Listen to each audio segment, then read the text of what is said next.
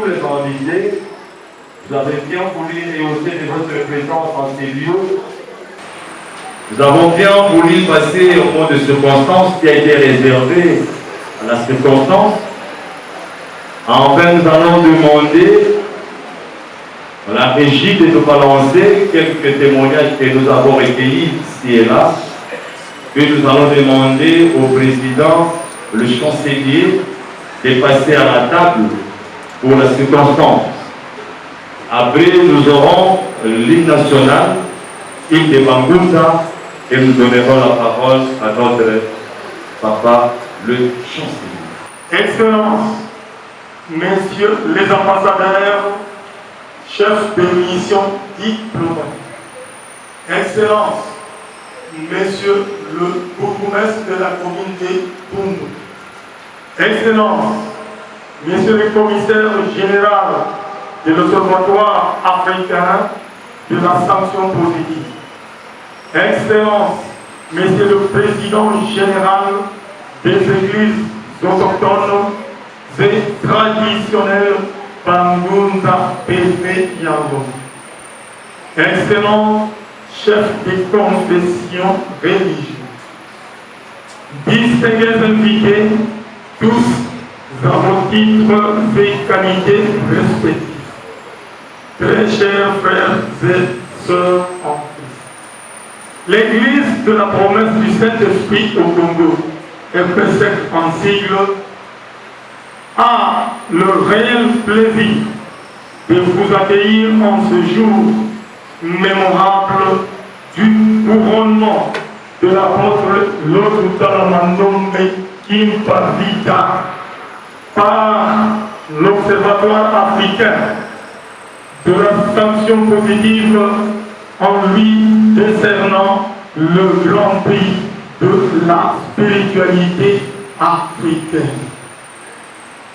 Avant toute chose, permettez-moi de m'acquitter d'un honorable devoir, celui de rendre gloire au Dieu de nos ancêtres qui, dans sa souveraineté, a jeté son dévolu sur sa modeste servante. Mes chers frères et sœurs, ici,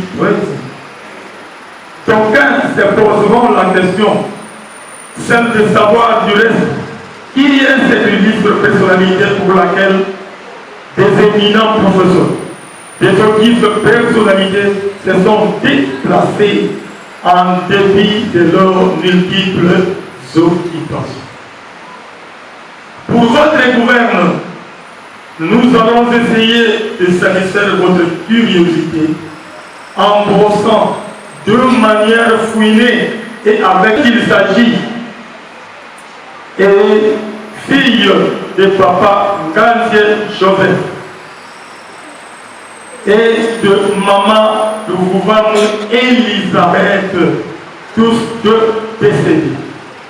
En leur mémoire, je demande à l'illustre assemblée de se lever et de garder une minute de silence pour le respect d'une fille hors du commun, avec des qualités éducationnelles et potentialités spirituelles exceptionnelles. Partant de son jeune âge, elle s'est distinguée par une générosité et une docilité légendaire. Elle s'affectionnait plus aux choses spirituelles qu'aux distractions et aux jeux comme le font les jeunes enfants. Toute jeune enfant, elle fut recueillie, pour ne pas dire adoptée, par un père spirituel en la personne de l'apôtre et patriarche du nom de Penaemaou Victor, qui lui aussi nous a quittés il y a belle lurette. À ses côtés, elle n'eut pas le temps de loisir. Chez elle, c'était une formation intégrale tous azimuts. C'est dans ce climat instructif qu'elle passa son enfance jusqu'à l'âge mature pour embrasser sa vie conjugale. l'éducation ordinaire, l'apôtre Emmanuel Victor a posé en elle les jalons de cette œuvre grandiose, de cet édifice dont la cible a atteint une haute échelle spirituelle à valeur inédite. On avait de Seigneur au quai peut-être 3 minutes à autant la montre, pour te donner un temps. Parce que maman est malade, n'a parcours les acquis de maman Madame. Papa Simon. Papa Simon n'a pas commencé tant que l'église a commencé, mais il a commencé tant avant que l'église soit. Papa Simon, comme ça se passe dans 3 minutes. Le papa n'a dit le révérend pasteur Simon. Pourquoi bon, ça va pour le politique. Comment on attend que dans la tricot, je ne sais pas si c'est tricot comme il y a un marié, c'est le tricot marié, n'a pas passé. Mais ça na mwana zingi zalaka na mutu sika bandi telefone de susali yakaka ndenge ozali wana nalingi nakota banda na se changer parce que cette façon on a zalaka pilote aller voir la maman en tout cas et chokaki ngai mais arapeli ngaki yakaka ndenge ozali je suis arrivé là kanga moni kozalisa nzambo komisa mwana alobaki asala foule na lokota ye azana une pierre ya kobatile mwana yeyo papa tobandi masolo makambo ya ebele me ntango tobandi esika na bandi koobserve ke no mama aza leloko nzambe toza na kati église moto akufi mwana akufi ya atra mwana akufi totaleli boye après kristu moto akufungami te atalaka posoni na kokele po ekomitase wana famille bien ko la mo le lokote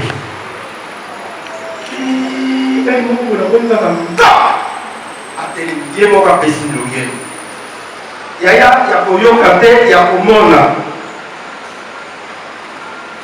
kama kei asime mo ato mwana isile adimisi denye kaka oyo awa adimisa mwana isile tika isile matoli eye liputa tumema ye na monde oyaka ye balalisi mwana priere akenda moto wa mwana afuli mopepe na zolo ya mwana asopeli mayakama ala soki likambo oyeka ote yaya sasere ajofinga omayakama esaleka omona oki na telefone letibela na benge na telefone na yebisenga soko oyeli mayakama te fanda leo elaka baya desitesi oyo oyebi apeti mwana mayakama apeti mwana kama mwana azolaka te Poso kozanga parasole wana mbelabetela muda tangu asa lokola descendant ya mama Kipabida aza motinda mi ya yawe motinda mi ya nzambe na mokili na se na ntango oyo eza mingi bamakambo eza ebele moya koloba ngo eza te bamakambo eza mingi oyo nzambe asalaka travers ye nakekuta deja basi batangaki Marekani okakutela kifolesi atakamuta se afati na mwindo leye nabasisi alibele molokosoye wala ntango na soye komakinelelo epesina asubile na mafuta ye afati bible apesina abikoleza bible munene kusokokisa amya mungene yango kozala apesina bible apesina nkao yenatikala mwana ezalaki le mars 2005 ezalaki mardi na ngoka 11h30 minutes asokoleka na ngoka Mbanza Tiloulou Escaka, une femme la renommée a produit un retentissement réverbérant. D'aucuns ne cesseraient de se poser la question de savoir de qui s'agit-il. Eh bien, il s'agit de Anima Lobé, l'Otutala, une famille d'âme native du Congo central. Elle a débuté l'œuvre spirituelle à l'âge de 2 ans sans qu'elle ne s'en tienne compte. Na âge de 5 ans, n'a pas déjà oublié la mission.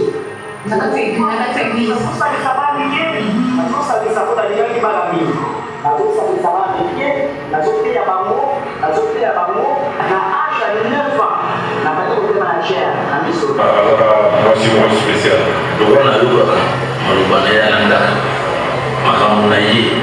prière na ye objectif na ye na respecta na fanda kuna maka wa nso mamani awome. Sur l'avenue Kouloumba, où est installée actuellement la direction générale des Mbatatikou Escada, les témoignages sont multiples car l'œuvre de Dieu en elle se manifeste même de loin et les miracles.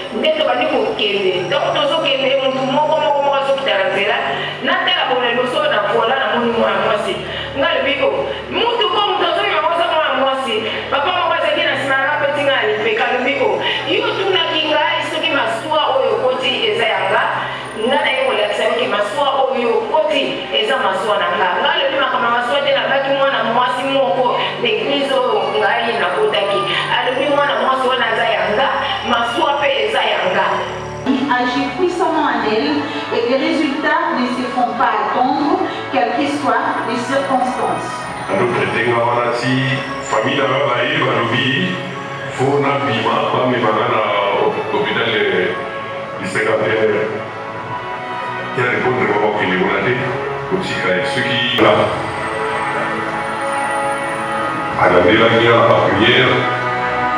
alandeli kaka bakisi na biso ya bakoko na biso oyo batembele baneglijaka mpe nga ebikisana losambola ye mpe ebikisana. Le parcours est encore long, les souhaits tous et de la voir vivre longtemps pour que l'œuvre de Dieu en elle puisse profiter de son pays qui est la République démocratique du Congo.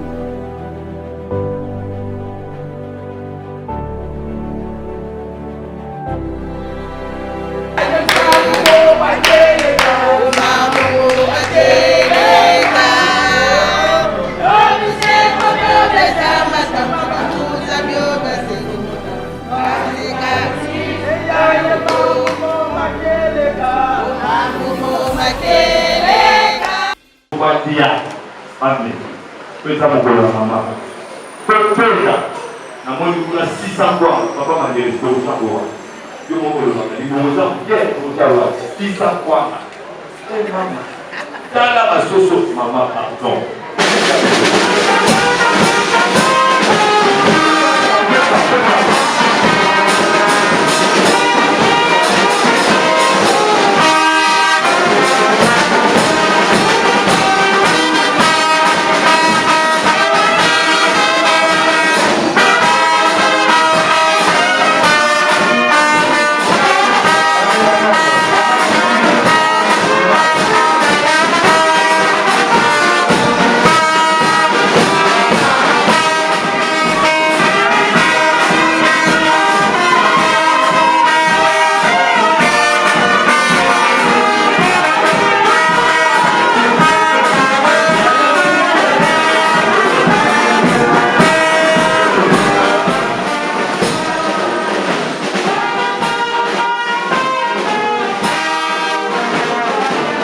Le patriarche Vénérément Victor venait chaque lundi voir sa fille et la reconforter.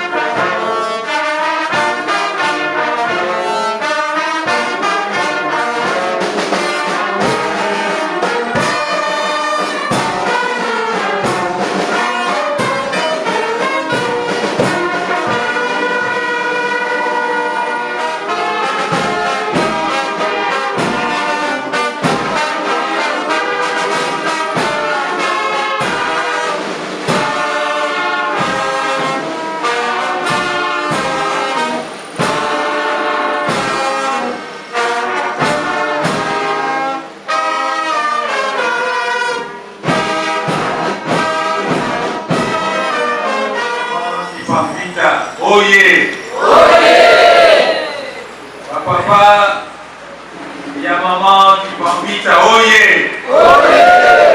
Bilingue,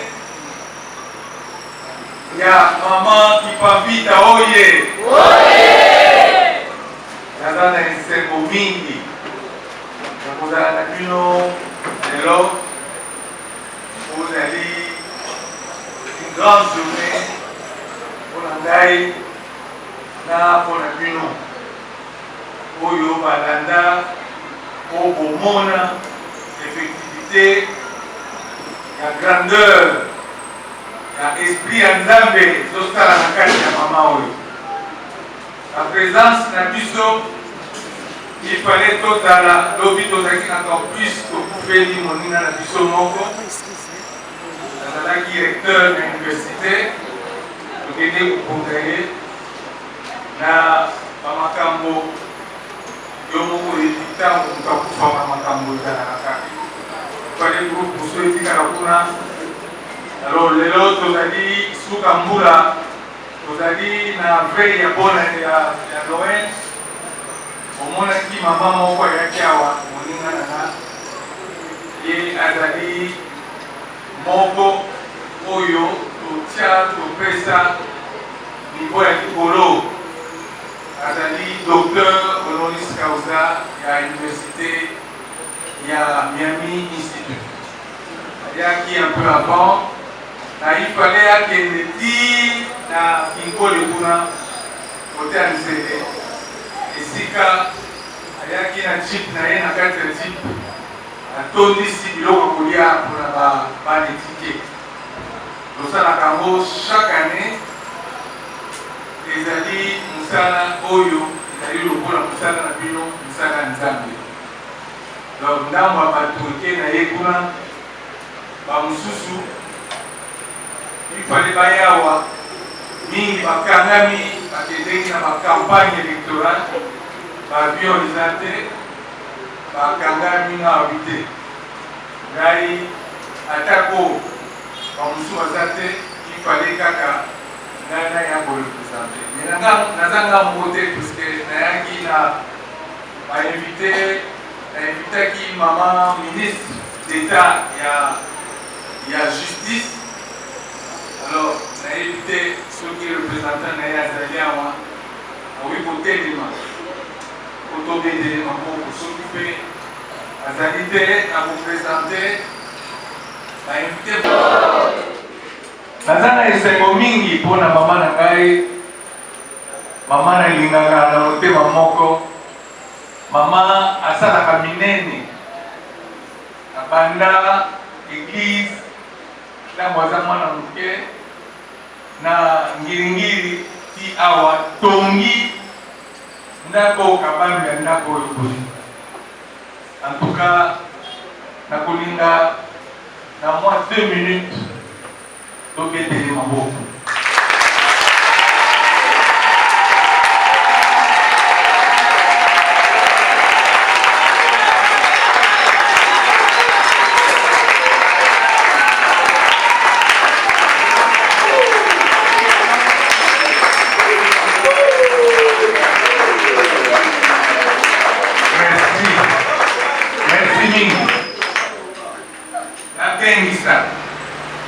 Radio na télévision étrangère batombola ngai na mata ye commissaire général tala kuna na ngambo kuna jipi ya sika o baministre batambulaka nango bakozonga nango et puis tuna mama aza na livret parcellaire na Gombe soki andimi tokopesa yango ezala elembo na minute wana abengi leki na ye moko azalaki mpe ministre abengi ye alobi yo mpe bakopesa yo mwa grade moko ntango tobimi tolobaki eloko te ntango tobimi osali concentration tolobi oya boyi biso te tosalaka nini avant topesa motu fonction tosalaka concertation na baninga mosusu baza na bapoto mosusu na États-Unis po batala basala enquête ndenge tosalaki enquête mpona mama tosali enquête tititititi tomoni ke non wana eza kosomba molimo na biso apesa ngai ndako apesa ngai jip apesa ngai na mbongo bongo tokamata titre topesa ye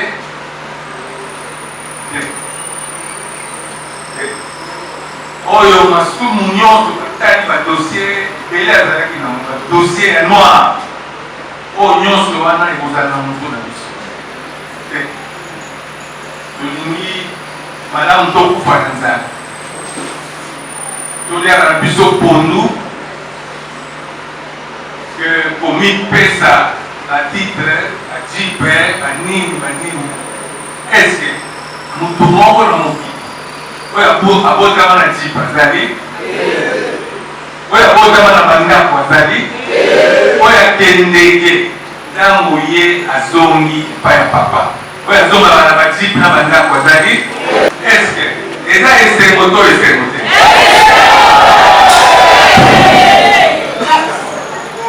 église na kati ya bumbu bango baza na baeglise na bango bamosusu na limite bamosusu na ville bamosusu na bandal bamosusu na soki wapi balobi moto ya kokufa mpo tozoloba na ye makambo yango oyo apartema yango oyo azwa me azoluka banguba alia banguba aza moto ya ndenge nini bamoni ngai zoba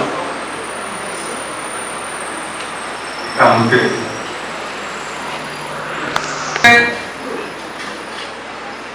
na kotanga mwa moke ndambu ya PV 3 ou 4 lignes et puis 3 ou 4 lignes d'un discours, 3 ou 4 lignes d'un projet. Comme ça peut prendre 3 minutes. Là, il faut que la maman aille à photo que ça y est. Boito Goldé. PV de couronnement de l'apôtre Annie Mandombe Kipamvita. Grand prix des spiritualités africaines. But, la Constitution de la République démocratique du Congo, telle que modifiée et complétée par la loi numéro 011-002 du 20 janvier 2021. Portant révision de certains articles de la Constitution de la République démocratique du Congo du 18 février 2006, spécialement en ces articles 90 et 93. Vu l'ordonnance du 14-078 du 18 avril 2022 portant nomination d'un Premier ministre. Vu l'ordonnance numéro 014-078 du 07 novembre 2014 portant organisation des vice-premiers ministres et ministres d'État, des ministres et des vice-ministres. Vu l'ordonnance numéro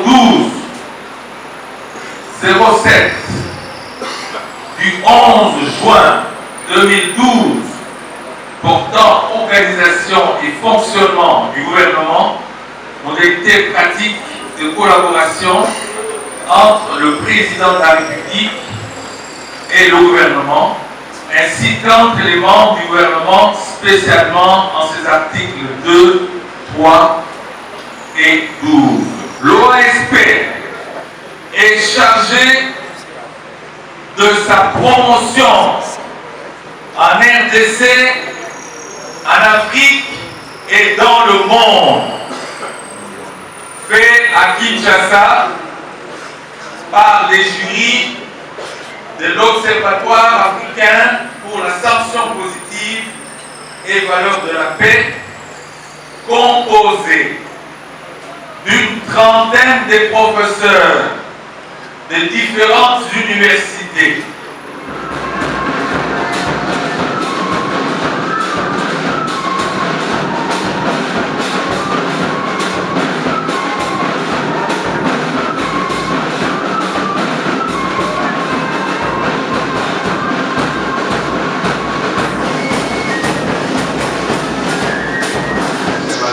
Africain et la sanction positive et les valeurs de la paix, base de développement de la société. Personnalité juridique numéro 0870 du 16 juin 2017. L'église qui m'habite apporte Annie Mandonde Impavita. 83 avenue Burumba, commune de Bumbu, et les numéros de contact. Toche kasaye na likolo karte toche lembo ya tata Kimba.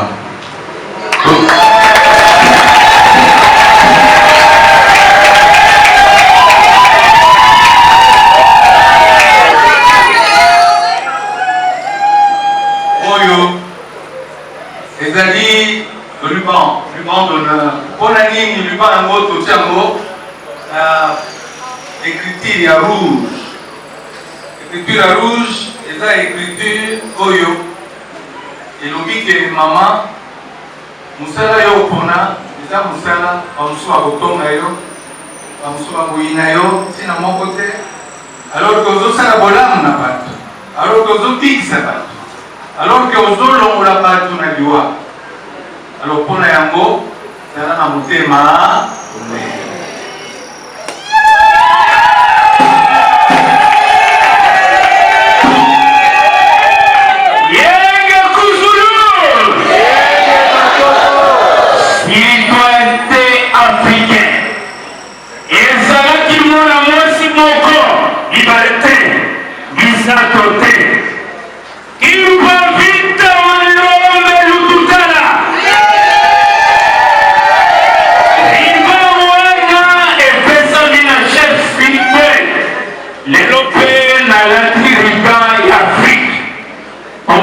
général a présidé pour la disbandona qui pavita spirituelle Ozali la Colomabie na Lingala Ozali Olimo ya Afrika Olimo Afrika Mokololelo le 24 et pesani na ndona qui pavita Lutunda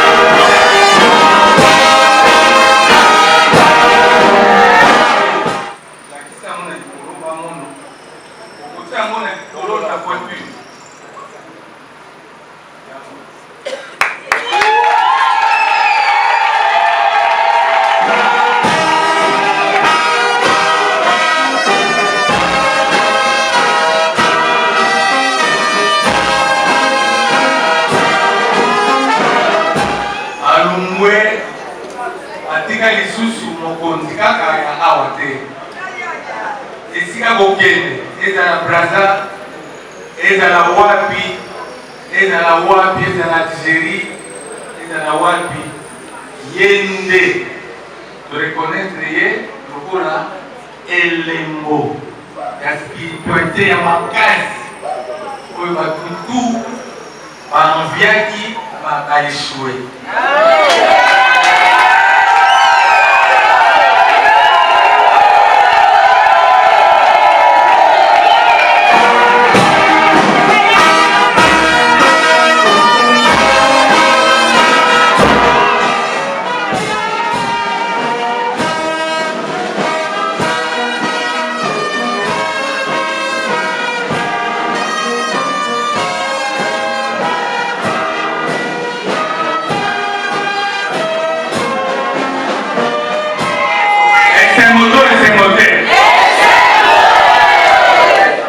Mama, kama ukena kama ipona kisabile mboyo ya baya papa. Merci. Sikoyo moka Kongo iboyo kazua. Sui balobi ukomi kaka mtu na Afrika. Moka Kongo iboyo kazua. Tango yo kusoma mama, sabenga mama kuna madrapo na biona yo. O drapo eza misatu. Drapo moko ya Afrika. Drapo moko ya Congo. Longo yo. Uninga na ngati ya pesa yo. Mais drapo mususu. Ekozala ya OAST. Ya elimu na biso. Eza drapo boni.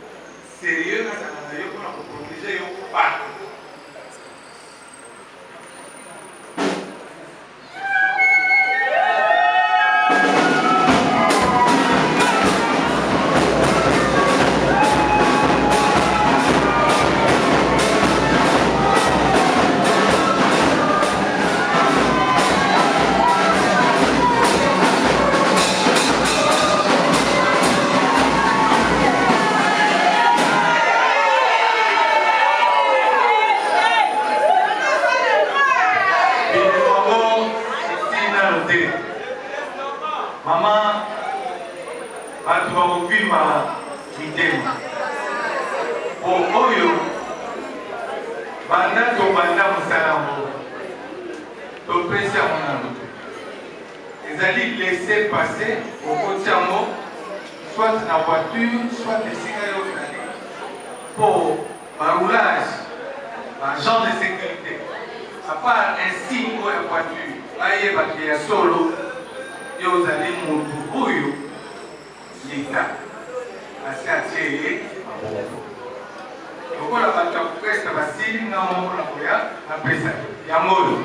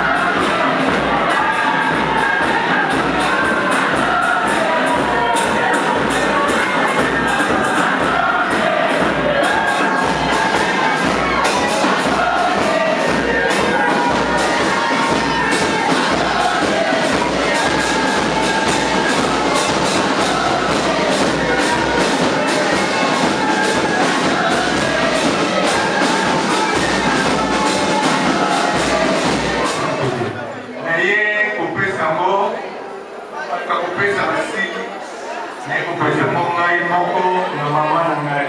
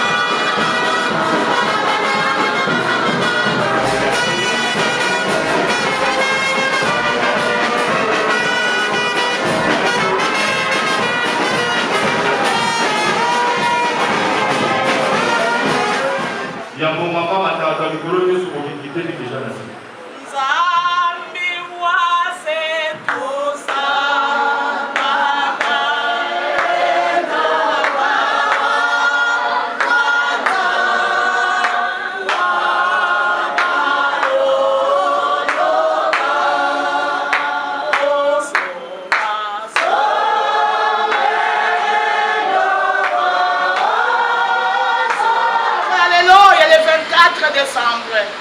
Eza mokolo lingomba na biso ya yo tata Kimbangu epi makili banda oye bandaki na mbaza Kongo oye lobaki ete solo biso toza na nzambe na biso soto bana bataleta bayaku pe mwana yo papa Jacques bomba yo na sama papa bamba te akokisi bilaka ye azali bamba te oya wanga la kisimo Kimbangu la kisa ete na sa princesse Kimpa vita ndona Beatrice na yaki na mokili wala kote ya bato peba ya pasi babika na bango etika ete kolia na biso nyonso etika ye pe bozongi na biso banda na maboko na yo fulkisa bayo bakufa basekwa na bango ndenge te le 22 septembre oyaki olobaki ete na silika kibakasi bamba te kombo ekipa vite komakili akosakalela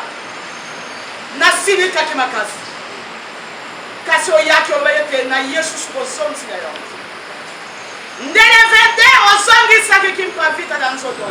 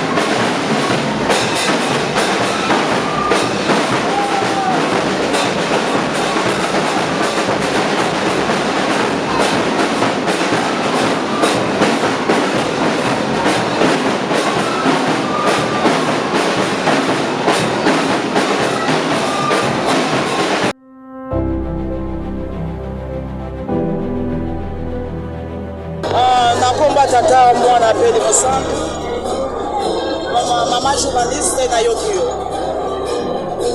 esengo etondisa mikasi nanga na maye oyo esami na mokolo ya lelo oyo lingoma ya biso kimbangise ya kopasi mokimbangu ebimaki libanda koloba ete tozala nzambe na biso ete moko na moko asambela nzambe na ye biso nzambe na biso papasi mokimbangu lelo mpe mikano ekokisami na ntia kokokiselanga mikano oyo elakisi nazala esengo makasi lelo nkamba ezala koningana awa mpe na temple saint kimpa vitamba na jules kaka eza ya koningana po ete toza eloko moko liloba ezali ete nalingi te ete mokolo ya suka batuna bango eske bomonaka ye te eske boliaka te eske atalaka bino te nalingi teke batuna bango bongo kasi moko ya moko abongwana atika mabe tolanda nzambe na biso po ete nzambe na biso papa Simon Kimbangu asepela nzambe na biso papa Simon Kimbangu kiangani asepela mpo na lingomba na ye ya temple saint Kimpa Vita mbanza nsululu eskaka. Maman Kimpa Vita est une femme simple, une femme de prière, une femme d'action, une femme qui aime sincèrement l'humanité, une femme qui a dans ses interventions, c'est pas une femme qui parle seulement, mais c'est une femme qui agit. Et elle agit à travers les familles. En lingala on dit les mabota. Et elle est tellement simple que à l'OASP, nous admirons depuis longtemps sa simplicité. Et puis, en plus de cela, Maman Kimpa Vita vient de se découvrir comme bâtisseur. Elle a commencé par une église, je dirais pratiquement en paille. Et aujourd'hui, on entre dans un établissement, un étage en plus, et ça dans l'espace de moins de 5 ans. Ça veut dire que c'est une femme qu'il faut aider, il faut la soutenir pour qu'elle fasse encore d'autres merveilles. Lorsque nous donnons, nous octroyons des prix, ce n'est pas pour elle seulement, c'est pour montrer aussi les personnes à qui nous donnons les prix, les montrer aux jeunes et à la population, pour que les jeunes et la population puissent la désigner de temps en temps, l'indiquer pour qu'elle soit éligible aux moyens d'argent, pour qu'elle puisse entretenir encore d'autres personnes. Donc c'est tout le critère que j'ai évoqué qui ont été à la base, n'est-ce pas, de la désignation de Maman Kimpa Vita comme prix de spiritualité africaine. Et j'ai eu un combat extraordinaire. Il y a beaucoup de gens qui voulaient qu'on leur donne ce titre-là. Mais vous savez, ce que Dieu prépare, c'est difficile de le changer. Et Dieu a préparé ça pour elle. Donc voilà, je crois que j'ai répondu essentiellement à votre préoccupation. C'était une grande journée et notre Dieu nous a accordé, nous n'avons fourni aucun effort. Il était sa volonté, sa grâce. D'abord, il nous a doté les sous pour que nous puissions réaliser la journée d'aujourd'hui. C'était important. Et du reste de ce que Dieu peut faire de nous, il connaît très bien sa fille. Et nous qui sommes à ses côtés, nous ne fournissons aucun effort. Juste la volonté que nous mettons. Je prends mon cas par exemple en tant que secrétaire du cabinet de la maman et puis secrétaire général adjoint de l'église chargé de la coordination et finances. Je n'ai fourni aucun effort. Je fais seulement ce que Dieu me demande de faire et ce que l'apôtre veut.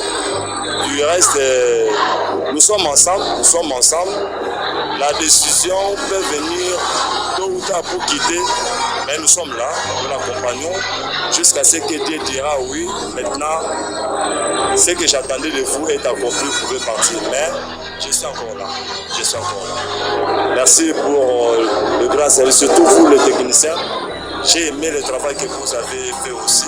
C'est un grand travail d'étudiant que vous avez pu réaliser pour votre église aussi. Toyoka bapasero bate biso kala amona mwasi akotembe liboso ya bato mpe totali makomi eza le contraire amosi azoloba makambo oyo mpe soki okusani na mosika verse moko ezoloba ke na ntango esuka nzambe akokitisa molimo na ye na moto nyonso tolaponi sexe te.